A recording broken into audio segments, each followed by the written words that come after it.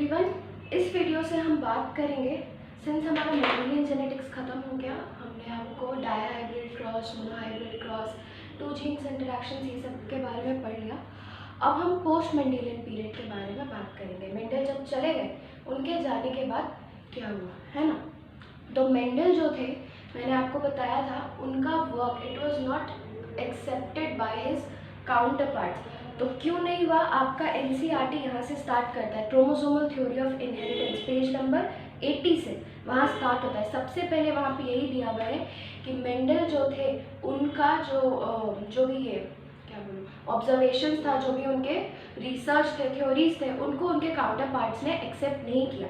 तो क्यों नहीं किया? Please write it down. यहाँ से हमारा थोड़ा थ्योरी पार्ट स्टार्ट होता है। तो अब मैं आपको एक दो चीज़ नोट्स के फॉर्म में लिखवाऊंगी। यहाँ तक जो डायहाइब्रिड क्रॉस तक था वो पूरा आपका, मैं क्या बोलूँ, समझने का पार्ट था, है ना। यहाँ से एक दो चीज़ आपका थोड़ा थ्योरी वाला आ जाता है। So please write down the reason why the work of Mendel was not accepted by his counterpart scientist, है ना। तो पहला जो आपका था वो ये था कि आज के दिन में जैसे कम्युनिकेशन ईजी है, उस टाइम पे communication was not that easy. So first point is that the communication was not easy. So Mendel was not able to publish his work, और या पब्लिश किया तो उसको बहुत लोगों तक वो नहीं पहुंचा पाए, है ना। ठीक है, फिर नेक्स्ट लिखिए। उसके बाद था कि उन्होंने कहा कि जो जीन्स है वो डिस्क्रीट यूनिट्स है, वो ब्लेंडिंग नहीं शो करते हैं, है ना।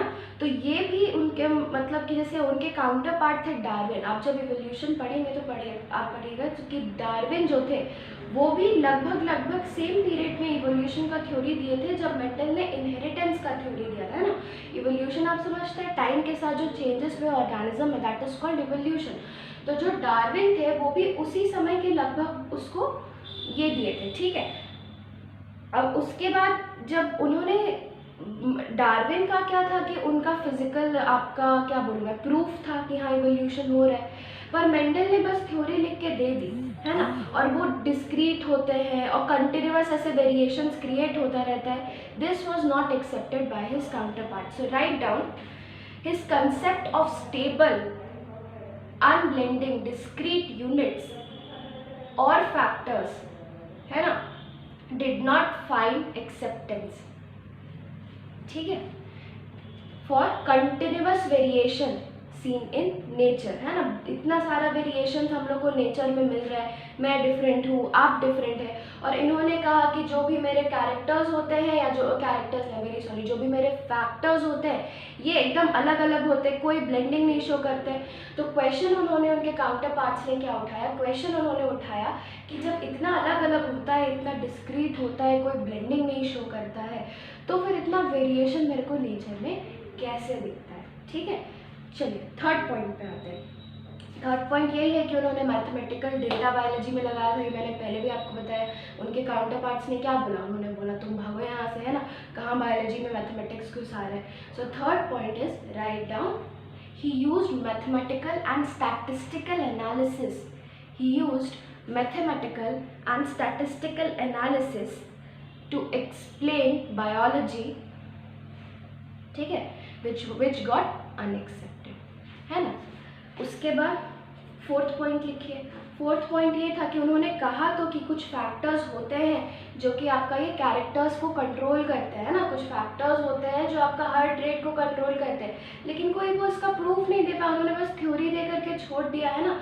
तो साइंस में क्या मांगता है? साइंस में हमेशा प्रूफ मांगता है। तो सिंस उन्होंने बस ये थ्योरी दे करके छोड़ दिया कि कोई फैक्टर्स होते हैं जो कि कुछ हमारे कैरेक्टर्स को कंट्रोल करते हैं, since he was not able to give any physical proof of those factors, तो उनका ये थ्योरी एक्सेप्ट नहीं हुआ। So write down the fourth point, ठीक है। He could not provide any physical proof for existence of factors which control the characters, ठीक है। Fifth point लिखिए। उस समय में सेल के अंदर का, हमको पता है कि मेंडल ने, है ना, उस टाइम जिनको वो फैक्टर्स बोले थे, है ना, वो उनको हम जीन के नाम से जानते हैं, ठीक है। And genes are physically present in the cell, है ना, जीन्स क्या है, डीएनए का सेगमेंट्स है, ये हम आज जानते हैं। उस टाइम इसकी डिस्कवरी नहीं हुई थी, माइक्रोस्कोपी नहीं हुआ था ना, सेल के अंदर क्या रहता है क्या नहीं रहता है ना, न्यूक्लियस के अंदर क्या रहता है, ये सब की डिस्कवरी नहीं हुई थी। तो ये डिस्कवरी क्रोमोसोम का, माइटोसिस का, मियोसिस का, जीन्स का, ये सब चीज़ का डिस्कवरी नहीं होने के कारण उनका फिजिकल प्रूफ नहीं मिल पाया। तो सिंस ये सब की डिस्कवरी नहीं हो पाई थी उस टाइम, शायद हो गई होती तो मेंडल को उनके वर्क का उनको क्रेडिट मिला होता, है ना। तो fifth point is chromosomes, genes, mitosis और meiosis was not discovered at the time Mendel published his work, ठीक है। तो ये 5 पॉइंट्स हैं जिनके वजह से मेंडल को अपने काम का क्रेडिट नहीं मिला। पर फिर मैंने आपको जैसे बताया बाद में, है ना, 1900s में मेंडल 1884 तक ही काम किए and after that he died. उनको जीते जी अपने काम का कोई क्रेडिट नहीं मिला। 1900s में कुछ साइंटिस्ट ने, 3 साइंटिस्ट आपका एनसीईआरटी नाम लिखता है, क्या क्या नाम है उनका, de Vries, Correns and von Tschermak. ये डेट्स एंड ये साइंटिस्ट का नाम एटलीस्ट जेनेटिक्स यूनिट तक बहुत इंपॉर्टेंट है, इतना बार नीट में आ जाता है कि कहना नहीं है। तो एनसीईआरटी का जो भी डेट्स या ईयर्स या साइंटिस्ट का नाम दिया आप प्लीज़ उसको याद रखिएगा, है ना। तो ये जो 3 साइंटिस्ट थे 1900 में उन्होंने मेंडल का वर्क डिस्कवर किया, इंडिपेंडेंटली डिस्कवर किया, ठीक है। और बाद में उन्होंने क्या पाया कि अब उस समय तक जब इन्होंने पाया, उस समय तक आपका माइक्रोस्कोपी से क्रोमोसोम्स, माइटोसिस, मियोसिस 1900s तक ये सब का डिस्कवरी होना चालू हो गया था। जैसे ये सब का डिस्कवरी चालू हो गया, उनको पता चल गया कि ऐसा भी होता है, तो जब उन्होंने मेंडल का वर्क पब्लिश किया तो उन्होंने क्या देखा कि तो उसी समय इतनी बड़ी बात बोलकर चले गए और उनको इसका क्रेडिट भी नहीं मिला ना। दे प्रॉफिट इंडिपेंडेंटली हिज वर्क, है ना। और उसके बाद फिर उनको पॉस्थुमसली, है ना, मरने के बाद he got a Nobel prize for that. तो चलिए आगे बढ़ते हैं, है ना। तो माइक्रोस्कोपिक एडवांसमेंट होने की वजह से आपको मियोसिस, माइटोसिस, क्रोमोसोम ये सब पता चल गया। तो अब ये जो लॉ ऑफ इंडिपेंडेंट असॉर्टमेंट था, है ना, ये अब आपका गलत प्रूव हो गया। गलत कैसे प्रूव हो गया, आप समझिए कि हमको क्रोमोसोम्स का कंसेप्ट पता चलिए, है ना, हमको क्रोमोसोम्स का कंसेप्ट पता चलिए। क्रोमोसोम क्या है, कुछ नहीं है, फोल्डेड डीएनए है, मैंने आपको बताया। अब क्रोमोसोम के अलग अलग पार्ट्स में अलग अलग जीन्स या फैक्टर्स मेंडल के लैंग्वेज में प्रेजेंट होते हैं, ठीक। अब मान लेते कि हम कोई 2 ऐसा जीन कंसिडर कर रहे हैं, 1 एंड 2, एक क्रोमोसोम पे ही 2 अलग अलग जीन को कंसिडर करें। हम मान लेते हैं कि ये वाला जो मेरा जीन होगा इस क्रोमोसोम पे, it codes for my hair colour, ठीक है। एंड दिस, ये सेगमेंट मेरा हेयर का शेप के लिए मान लेते हैं रिस्पॉन्सिबल होगा, मेरा हेयर स्ट्रेट और कर्ली, ठीक। अब आप सोचिए कि सिंस ये दोनों जो मेरा हेयर कलर कोड करने वाला जो जीन्स है वो दोनों एक ही क्रोमोसोम में प्रेजेंट है, ठीक। अब हमको पता है कि जो भी ट्रेट्स होते हैं मेरे, जो भी ट्रेट्स होते हैं वो पैर में होते हैं, है ना, ये तो मेंडल ही कह के गए थे। ट्रेट या मेरे जो भी अलील्स होते हैं मेरे, या जो फैक्टर्स होते हैं वो मेरे पैर्स में होते हैं, ये मेंडल कह के गए थे। और हमको क्या अब पता चला माइक्रोस्कोपी से कि मेरे पास, मेरे सेल में हर एक क्रोमोसोम का 2 टाइप होता है ना, मतलब हर टाइप के क्रोमोसोम 2 होते हैं नंबर में, ठीक है। जैसे कि ये और ये शेप साइज में सेम होंगे, सेम जीन्स इनके पास होगा, they will encode for the same characters. तो अगर ये वाला क्रोमोसोम पे मेरे पास यहाँ पे हेयर कलर और हेयर शेप का जीन है, तो वैसे ही एक और क्रोमोसोम प्रेजेंट होगा मेरे पास जिसके पास इस जगह पे और इस जगह पे यही सेम कैरेक्टर्स को कंट्रोल करने वाला जीन्स होगा, ठीक। अब हेयर कलर हम मान लेते हैं कि 2 तरह का इनहेरिटेंस होता है, ठीक है। एक डोमिनेंट होता है हेयर कलर जो कि आपको ब्राउन कलर देता है, हम मान लेते हैं ना, हम just giving you an example. और दूसरा एक और मेरे पास बी से स्मॉल बी आता है जो कि मुझे ब्लॉन्ड देगा ना, capital B stands for brown, ठीक, and small B stands stands for blonde. Blonde मतलब वाइट टाइप का जो कलर होता है ना, that is called as blonde. हम मान लेते हैं, ठीक. और स्ट्रेट या कर्ली हेयर में हम मान लेते हैं कि मेरा स्ट्रेट हेयर इज डोमिनेंट, ठीक है, and small S is curled, ठीक. अब हम ऐसा जीनोटाइप सोचते हैं कि मान लीजिए इस क्रोमोसोम पे अब मेरे पास दोनों का अलील होगा, मेरा कुछ जेनेटिक कॉम्पोजिशन होगा, इस कैरेक्टर के लिए मेरा कुछ जीनोटाइप होगा, इस कैरेक्टर के लिए मेरा कुछ जीनोटाइप होगा. तो अब हम मान लेते हैं कि मेरा ये जो हेयर कलर वाला जीन है, ये जो फर्स्ट क्रोमोसोम है उस टाइप का, इस टाइप का फर्स्ट क्रोमोसोम पे हम मान लेते हैं कि मेरा ये कैपिटल भी प्रेजेंट है, यहाँ पे स्मॉल भी प्रेजेंट है, ठीक है. ये सेम हो गया आपका इनकोड करने वाला. अब हेयर शेप के जीन के लिए हम मान लेते हैं यहाँ पे कैपिटल एस प्रेजेंट है, यहाँ पे स्मॉल एस प्रेजेंट है, ठीक. अब आप एक सिचुएशन सोचिए, हम तो यहाँ पे मान रहे हैं कि ये दोनों सेम क्रोमोसोम पे. हम मान लेते कि अगर ये जो दोनों मेरा कैरेक्टर्स है ये तो अलग अलग क्रोमोसोम पे प्रेजेंट है. जैसे कि हम मान लेते हैं ये एक क्रोमोसोम हो गया और दूसरा ये एक क्रोमोसोम हो गया, ठीक है. हेयर कलर को कोड करने वाला जीन इसमें प्रेजेंट है एंड हेयर शेप को कंट्रोल करने वाला जीन इस क्रोमोसोम पे प्रेजेंट है. अब आप सोचिए जब इन दोनों को हम साथ में देखेंगे, this is just like Mendel's dihybrid cross जिसमें हमने P colour and P shape examine किया था, याद है. तो उसमें क्या हुआ था, हर तरह का जीन, हर तरह का अलील दूसरे वाले अलील के साथ कंबाइन किया था. कैसे, देखिए हम मान लेते हैं यहाँ पे भी मेरा जीनोटाइपिक कॉम्पोजिशन क्या हो गया, इसमें यहाँ पे ये जीन प्रेजेंट है, कैपिटल बी स्मॉल बी हो गया, एंड यहाँ पे मेरा प्रेजेंट है एस एस.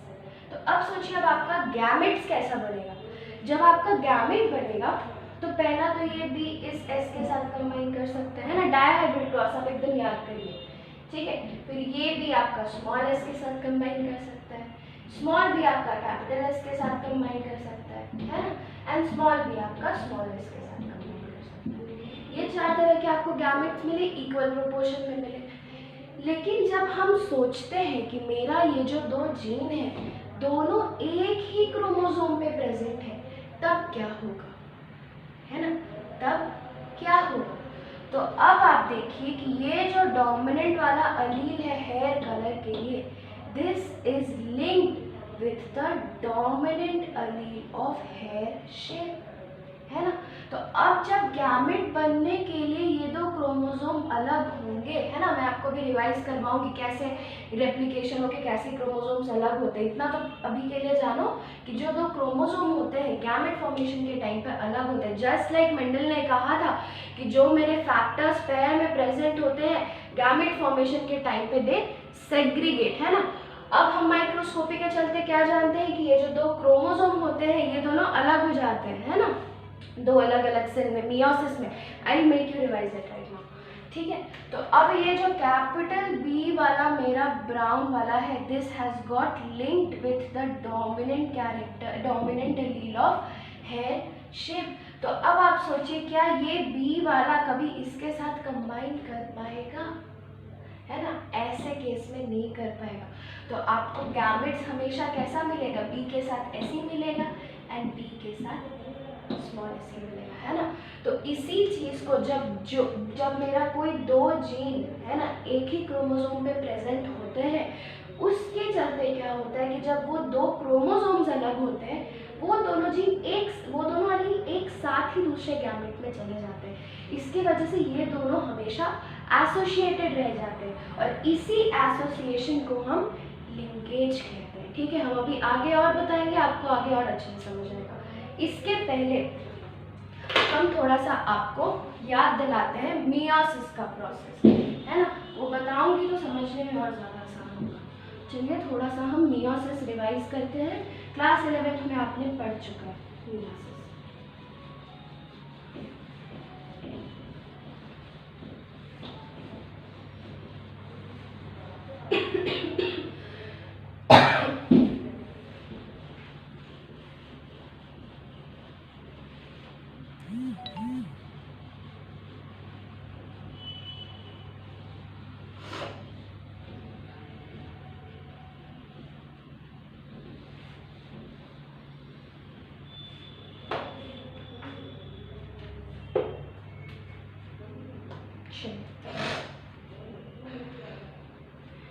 तो कोई भी सेल डिवीजन माइटोसिस या मियोसिस जो भी हो, दो फेज होता है ना। एक होता है आपका इंटरफेज, ठीक है, दूसरा होता है आपका M phase. M phase is the actual divisional phase, ठीक। अब इंटरफेज में फिर से 3 फेज होता है ना। एक तो जी नॉट हम साइड रख देते हैं अभी के लिए, G1 S phase and G2 phase, ठीक है। एम फेज आपका 4 होता है, आपको भी पता है, प्रोफेज,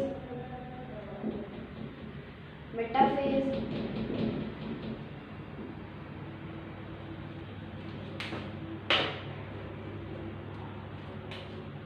एनाफेज,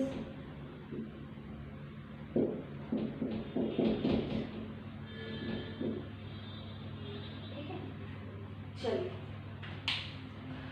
अब इसमें G1 और G2 आपका जो होता है जनरली सिंथेसिस, ये आपका सेल ऑर्गेनेलीज और ये सब सिंथेसाइज होता है। अभी मेरा मेन काम है एस फेज के बारे में जानना। एस फेज आपका क्या होता है? S phase is your synthesis phase. S phase is called the synthesis phase.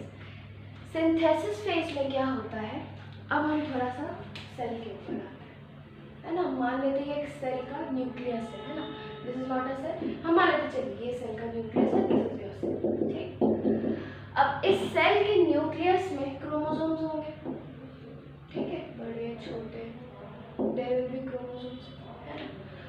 अब हर क्रोमोसोम 2 होगा, है ना, हमको पता है। इन अ सोमैटिक सेल, सबसे पहला पॉइंट है ना, इन अ सोमैटिक सेल या डिप्लॉयड सेल, सोमैटिक और रिप्रोडक्टिव सेल्स मैंने बताया था। सोमैटिक सेल्स हमारे बॉडी के वो सेल्स होते हैं जो नॉर्मल सेल्स होते हैं, कोई रिप्रोडक्शन का काम नहीं करते हैं ना। और डिप्लॉयड क्या हो गया? डिप्लॉयड मतलब वो वाला सेल जिसके पास एक तरह का क्रोमोसोम 2 होगा। मतलब अगर हम हर तरह के क्रोमोसोम को अगर रख ले तो वैसा कितना पेयर कितना सेट किसी ऑर्गेनिज्म में प्रेजेंट है, दैट इज इट्स प्लॉइडी। तो डाइप्लॉइड मतलब क्या? हर तरह का क्रोमोसोम 2 प्रेजेंट होगा उस सेल में। तो हमारे बॉडी में जो नॉर्मल सोमैटिक सेल होता है ना, स्पेशली ह्यूमंस में या एनिमल्स में बात करें तो दैट इज डाइप्लॉइड, मतलब हर तरह का क्रोमोसोम 2 प्रेजेंट होता है। तो let me represent it like this, है ना।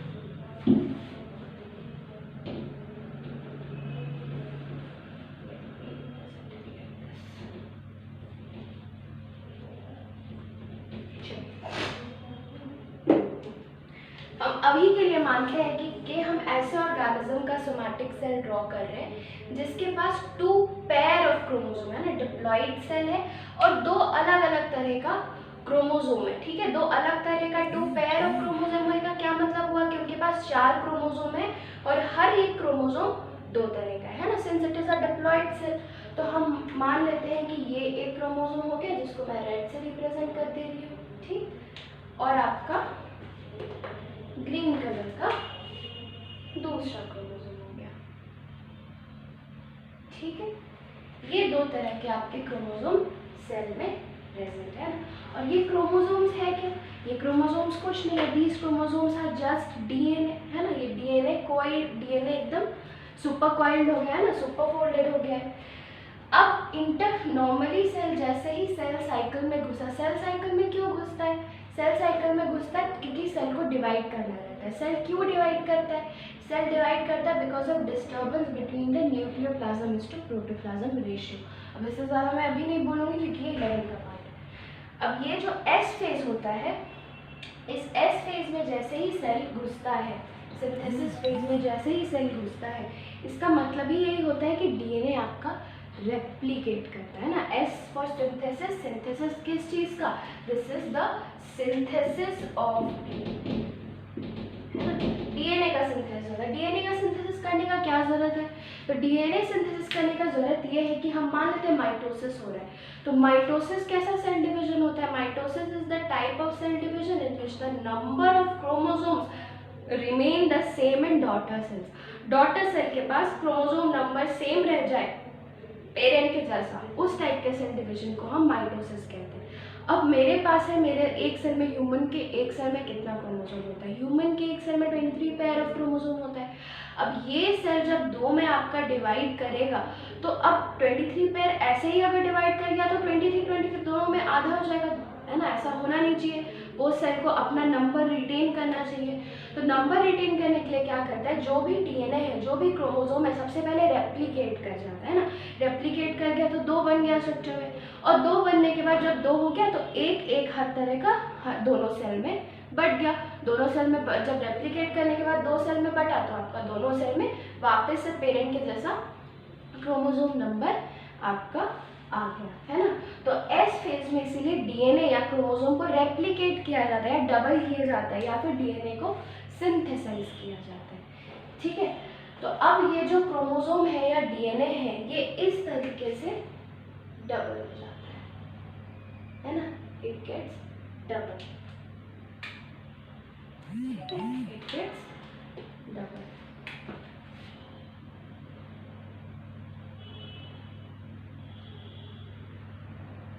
ठीक, ये जो क्रोमोसोम था, हर क्रोमोसोम अपने आप में रेप्लिकेट कर गया। अभी क्रोमोसोम्स बना नहीं होता है ना, क्रोमोसोम्स आपके सबसे अच्छा विजुअलाइज होता है मेटाफेज में, ठीक है, सबसे ज़्यादा कंडेंस्ड होता है। उसके पहले किस फॉर्म में रहता है, तो उसके पहले क्रोमैटिन के फॉर्म में रहता है। सिंस मैं डायग्रामेटिकली रिप्रेजेंट कर रही हूँ तो मैं अभी के लिए उसको डायरेक्टली क्रोमोसोम्स ही बना रही हूँ, है ना। तो जैसे ही अब एस फेज खत्म हुआ, फिर G2 फेज जाता है, फिर सेल घुसता है एम फेज में, है ना। This is the real divisional phase of the cell, जहाँ पे न्यूक्लियस लिटरली में डिवाइड करता है।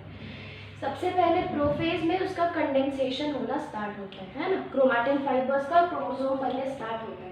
मेटाफेज तक ये क्रोमोसोम्स एकदम कंडेंस्ड हो जाते हैं, ठीक है। कंडेंस्ड होके आपका इक्वेटर पे अलाइन कर जाते हैं, याद करिए, है ना, इक्वेटर पे अलाइन कर जाते हैं। एनाफेज में क्रोमोसोम सेपरेट होते हैं, एंड टेलोफेज में फिर आपका सारा सेल ऑर्गेनेलीज ये सब वापस आने लगते हैं और क्रोमोसोम्स वापस से क्रोमैटिन फाइबर्स बन जाते हैं, ठीक है।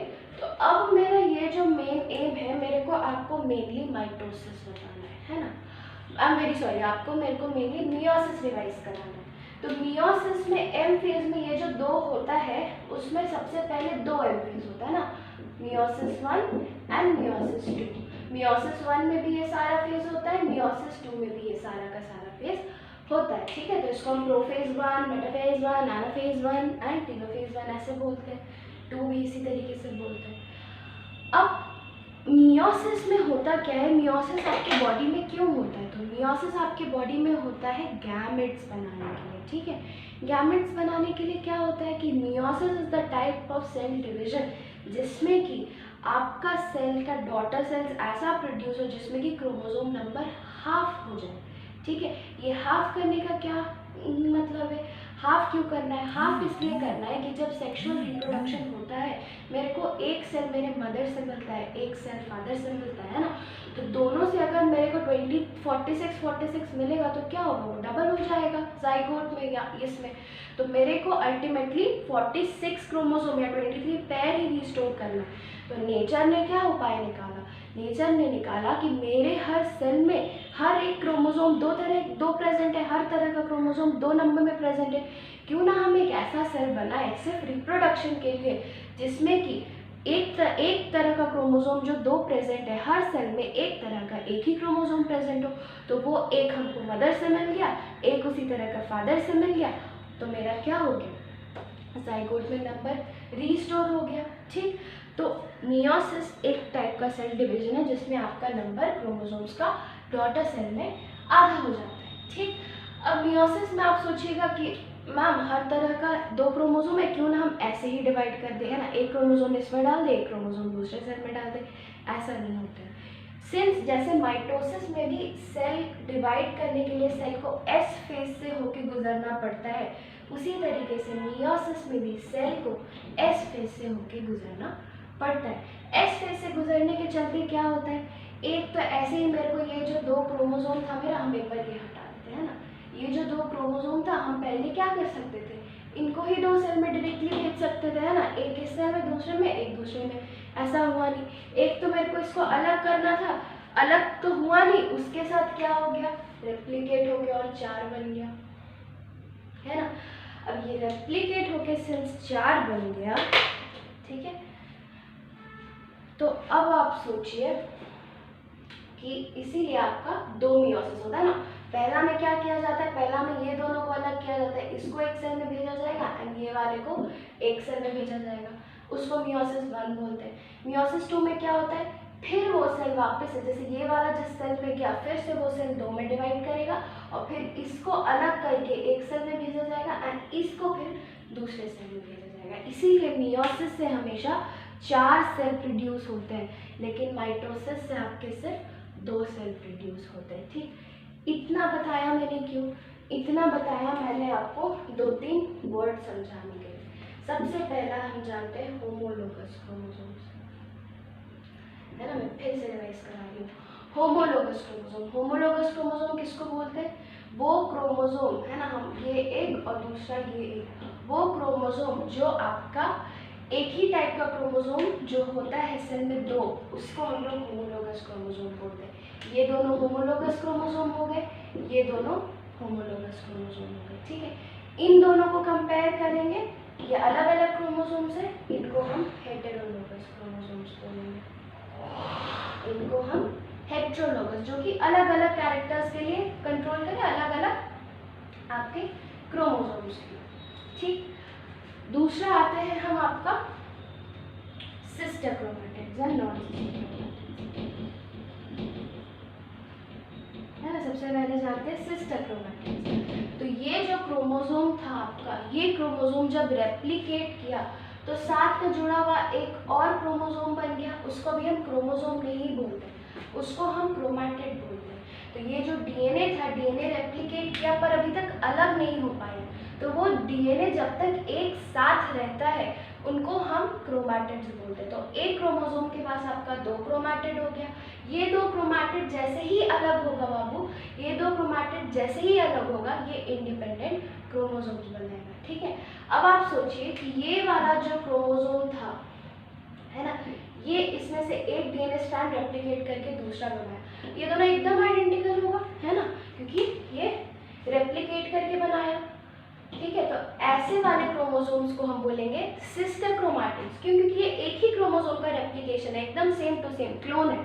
ठीक है, इसी तरह से इसके लिए भी होगा, लेकिन ये दोनों क्या क्रोमोसोम आइडेंटिकल होंगे, ये दोनों नहीं होंगे। क्यों, क्योंकि आप सोचिए कि ये वाला जो सेल है ये बना कैसे होगा, एक सेट ऑफ क्रोमोसोम आपकी मदर से आया, दूसरा सेट फादर से आया, है ना। तो इसमें हम मान लेते हैं कोई दूसरा अलील प्रेजेंट होगा उसी जीन का, इसमें हो सकता है दूसरा अलील प्रेजेंट होगा, है ना। तो 2 होमोलोगस क्रोमोसोम्स में अलील्स आइडेंटिकल नहीं होंगे, है ना, या हो भी सकते हैं नहीं भी हो सकते। क्यों, क्योंकि ये मान लेते हैं हमको मदर से मिला तो ये मेरे को फादर से मिला होगा, तो उनका अलीलिक कॉम्पोजिशन कुछ तो डिफरेंट होगा।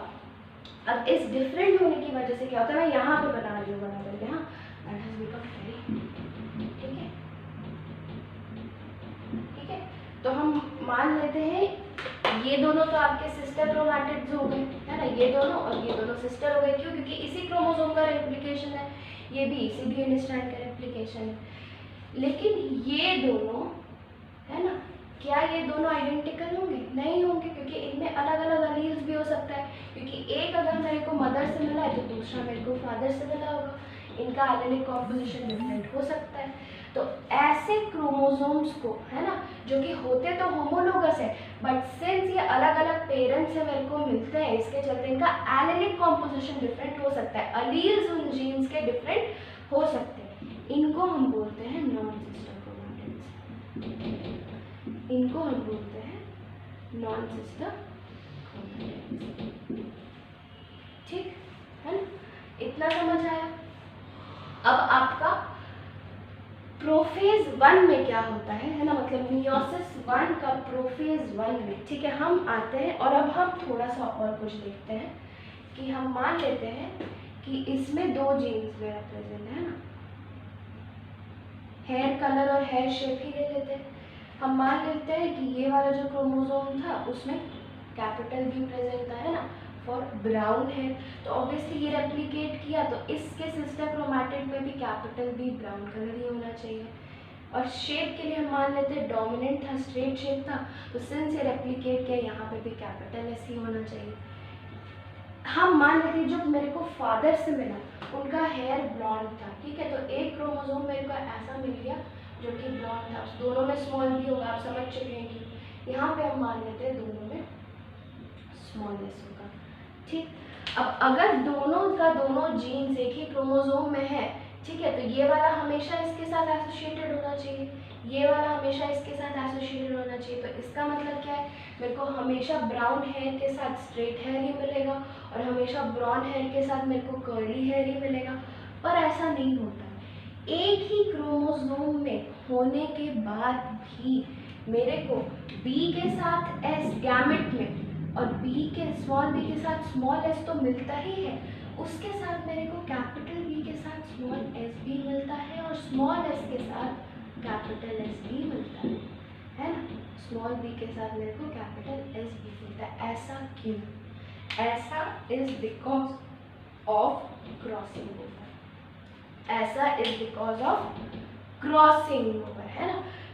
प्रोफेज 1 के पैकेटिंग स्टेज में क्या होता है, नॉन सिस्टर क्रोमैटिड्स, कौन से दो नॉन सिस्टर क्रोमैटिड्स हुए, दोनों होमोलोगस क्रोमोसोम के जो क्रोमैटिड्स हुए उनको हम नॉन सिस्टर क्रोमैटिड्स कहते हैं। ये नॉन सिस्टर क्रोमैटिड्स ऐसे करके पहले एसोसिएट होते हैं, जिसको हम काइस्माटा बोलते हैं, आप याद करिए, और ये ऐसे करके पलट जाते हैं, है ना। तो पलटते हैं तो क्या हुआ, है ना, ऐसे करके पलट जाते हैं। तो पलटने की वजह से क्या हुआ,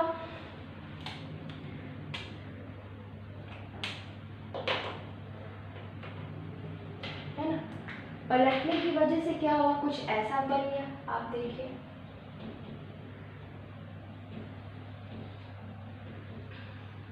ठीक है, पलटने की वजह से आपका ऐसा बन गया। ये बी और ये तो सेम ही रहा, है ना, क्योंकि ये तो अलग अलग, ये तो दूर वाला है, इसके बीच में क्रॉसिंग ओवर नहीं होगा। क्रॉसिंग ओवर हमेशा इनके बीच में होता है ना, इनके बीच में नहीं हो सकता, क्योंकि ये चार ऐसे प्रेजेंट रहते हैं ना। हम मान लेते हैं ये एक होमोलोगस क्रोमोसोम, ये एक होमोलोगस क्रोमोसोम, ये दो मेरे सिस्टर क्रोमैटिड्स, ये दो मेरे सिस्टर क्रोमैटिड्स, ऐसे करके रहते हैं, है ना। आपका साइनोप्टोनीमल कॉम्प्लेक्स की मदद से, है ना, ऐसे टेट्राड या बाइवैलेंट बनाते हैं। आप याद करिए, टेट्राड मतलब due to 4 chromatids are present. तो ये दोनों जो सिस्टर क्रोमैटिड्स होंगे इनके बीच में ही क्रॉसिंग ओवर हो रही, यही दोनों अगल बगल होते हैं, है ना। तो यहाँ पे भी ऐसे, यहाँ से आप सोचिए ये कूद करके ऐसे पलट गया, तो इसके ऐसे पलटने की वजह से क्या हुआ, यहाँ पे तो कैपिटल बी था, इसके साथ जो कैपिटल एस था वो इधर चला गया, तो यहाँ पे आपका स्मॉल एस आ गया। यहाँ पे भी ये, अब ये ऐसे पलटा तो यहाँ का कैपिटल एस आपका यहाँ पे आ गया, है ना, और यहाँ पे आपका small B and small S ऐसे ही रह गया। ठीक, अब जब ये क्रोमोसोम्स आपका 4 अलग अलग क्रोमोसोम बनेगा, है ना, और 4 अलग अलग गैमेट में जाएगा, तो मेरे को गैमेट्स किस तरह का मिलेगा, कैपिटल बी कैपिटल एस भी मिलेगा, कैपिटल बी स्मॉल एस भी मिलेगा, small B small capital S भी मिलेगा, स्मॉल बी स्मॉल एस भी मिलेगा। डिफरेंस कहाँ आता है, डिफरेंस आता है गैमेट जो बन रहा है उनके रेशियो में। डाइहाइब्रिड क्रॉस जब हम टिपिकल मेंडल वाला देखे थे, तो हम राउंड येलो का क्या रेशियो देखे थे, जितना कैपिटल आर के साथ स्मॉल आर वाई था और जितना स्मॉल आर के साथ स्मॉल वाई था, ये दोनों पेरेंटल टाइप था। हम round yellow and wrinkled green के साथ स्टार्ट किए थे, these two are parental types. मेरे को उतना ही रिकॉम्बिनेंट भी उसी रेशियो में मिला था, है ना, जितना ये पेरेंटल टाइप था उतना ही मेरे को रिकॉम्बिनेंट भी मिला। रिकॉम्बिनेंट हम किसको कहेंगे, राउंड वाले, है ना, एक का डोमिनेंट दूसरा रेसेसिव। ये पेरेंटल टाइप नहीं था, ये नया बना। पेरेंटल टाइप क्या था, दोनों डोमिनेंट साथ में, दोनों रेसेसिव साथ में। रिकॉम्बिनेंट क्या हो गया, एक डोमिनेंट के साथ दूसरा रेसेसिव। तो जितना टाइप का मेरे को पेरेंटल गैमेट मिला उतना ही टाइप का मेरे को आपका रिकॉम्बिनेंट टाइप भी मिला। लेकिन यहाँ पे जब लिंकेज होता है तब ऐसा नहीं होता है। दिस 50-50 रेशियो, है ना, of parental and recombinant types differ in this. Differ कैसे होता है, जो पेरेंटल टाइप आपका होता है that becomes more than 50% and जो रिकॉम्बिनेंट टाइप होता है वो आपका लेस देन 50%, है ना। अब ये ऐसा क्यों होता है ये मैं आपको नेक्स्ट वीडियो में बताऊंगी, है ना। यहाँ तक अच्छे से समझना, नहीं समझ आया feel free to ask me for any